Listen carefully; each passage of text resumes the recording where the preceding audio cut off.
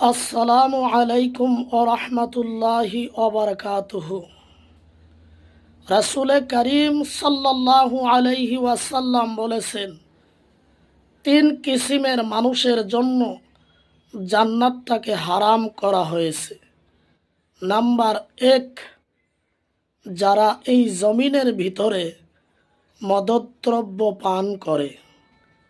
Number 2, পিতামাতার হুকুমের তাবেদারি যে করে না। নাম্বার 3, দায়ুস যারা, আর দায়ুস পুরুষও হতে পারে মহিলাও হতে পারে। কারো জন্য জান্নাতে জায়গা হবে না যদি আল্লাহ নবী সাল্লাল্লাহু তাআলা আলাইহি ওয়াসাল্লামের কথা সত্য হয়। আল হাদিস।